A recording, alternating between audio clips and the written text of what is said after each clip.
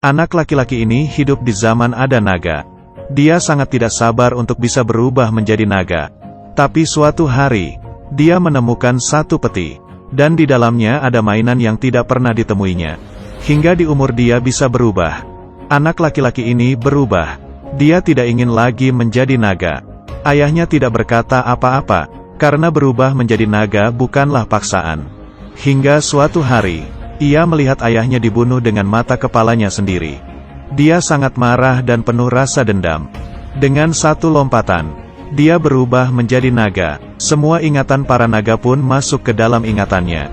Ternyata kelompok naga hanya ada yang jantan, tidak ada yang betina. Kemakmuran dan keturunan hanya bisa mengandalkan gadis manusia yang ditangkap. Melakukan pembakaran, anak naga baru bisa terlahir. Mengetahui kelompok naga yang begitu kejam, ayah membakar mati ibu. Ia baru bisa terlahir. Agar naga tidak mengontrol tubuhnya, ia bersembunyi di dalam tebing. Di sini tempatnya sangat sempit. Hanya manusia yang bisa masuk ke dalam. Kalau berubah menjadi naga tidak akan bisa keluar. Ini juga menjadi tempatnya untuk menghalangi naga. Tiap kali berubah menjadi naga, dia akan berlari ke sini. 10 tahun pun berlalu. Dia dan naga terus bertentangan. Dan kehidupan yang tenang selama belasan tahun. Manusia dari awal sudah membuat naga hanyalah legenda. Hingga hari ini, di pernikahan manusia, menghancurkan ketenangan kehidupan. Di masa ini, hari ini seorang pangeran menikahi puteri paling kecil. Semua penduduk menyelamati mereka, mengikuti tradisi yang kejam. Juga menjadi tradisi pernikahan mereka. Putri juga bersedia menikah dengan pangeran. Tapi si pangeran menikahinya hanya demi kepentingan keluarga. Semua orang menyanyikan lagu selamat. Lagu ini adalah pengorbanan untuk gadis. Lagu yang dinyanyikan saat naga dipanggil. Saat itu, angin besar menerpa mereka. Seekor naga besar terbang dan mendarat. Kemudian menangkap putri, dan mengeluarkan suaranya. Semua orang baru tahu, meski naga yang awalnya sudah mati, tapi akan datang lagi naga yang lain. Di saat putri siuman, dia berada di dalam lubang gunung. Dan di sana juga ada seorang pria. Dia membawa obat untuk menyembuhkan luka putri. Setelah beberapa saat, keduanya menjadi teman. Putri pun memberinya nama Arman. Tapi di saat itu, terjadi suatu hal tak terduga.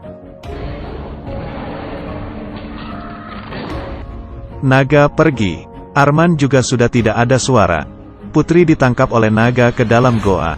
Demi kabur keluar, dia memotong rambut panjangnya, dan menjadikannya tali, kemudian mengikatnya ke batu. Sekuat tenaga melemparnya ke atas.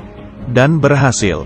Dia menarik-narik tali itu, dan mulai memanjatnya. Tapi baru beberapa langkah, tali itu tidak sanggup menahan berat badannya, sehingga putus dan terjatuh.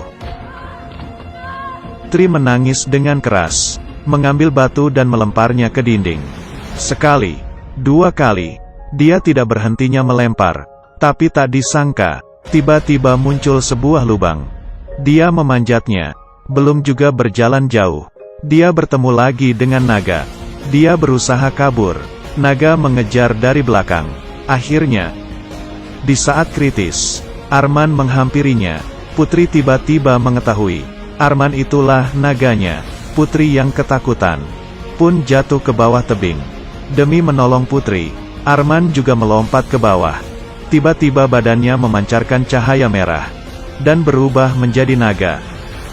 Putri jatuh ke atas badannya dengan selamat, dan tubuh Arman terluka. Putri mengambil batu, ingin membunuhnya, tapi dia juga tidak tega. Pada akhirnya menolongnya, perlahan-lahan membawanya ke lubang gunung. Arman yang baru diselamatkan, tiba-tiba siuman. Dan tatapannya berubah lagi menjadi naga. Karena luka yang parah, dia teringat lagi dengan kejadian dulu. Putri mulai merawatinya. Di hari hujan, ia menggunakan kain untuk menghalangi hujan. Melihat Arman yang mimpi buruk, dia menyanyikan lagu. Keesokannya, Putri terbangun, dan Arman sudah sembuh. Di dalam goa menyalakan api, dan sudah mempersiapkan buah naga untuk Putri. Saat itu Putri pun memakan buah naga yang diberikan. Arman memberitahu Putri, dirinya bukan sengaja ingin menangkapnya, tapi karena lagu yang mereka nyanyikan. dirinya tidak bisa mengontrol untuk berubah menjadi naga. Sehingga baru menangkapnya kemari. Arman sekarang juga tidak bisa untuk mengantarnya pulang. Karena hanya dengan menyentuh putri, naga di dalam tubuhnya akan terbangun. Kemudian, mereka berdua melewati kehidupan bersama. Mereka memungut beberapa kotak dari laut. Di dalam ada pakaian dan perabotan rumah. Juga ada selimut.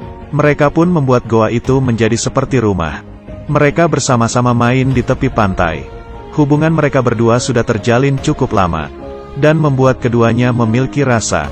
Tapi hari-hari yang begitu indah, Arman mulai tidak bisa mengontrol naga di dalam tubuhnya.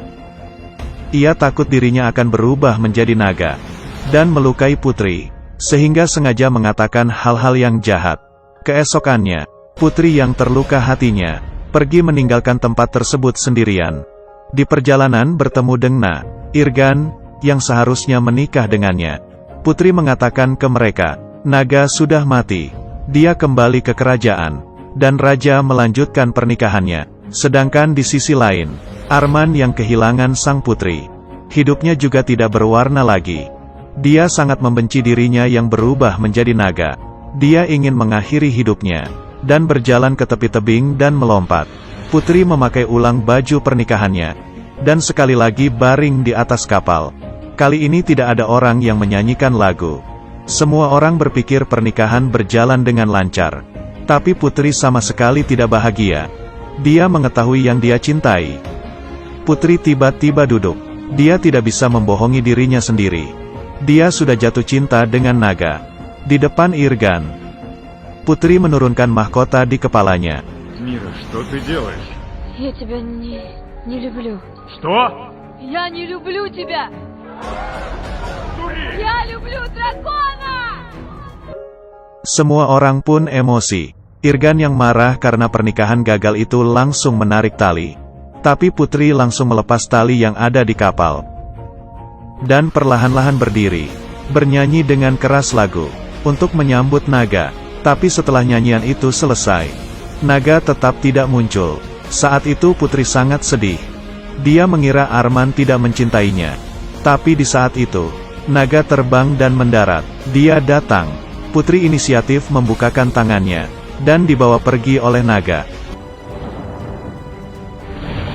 Так вот, что решило твое сердце.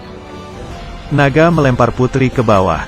Dengan melihat seperti ingin dibakar mati, dia tiba-tiba memeluk naga, dan menyiumnya. Naga yang penuh kejam, pun dibuat kaget.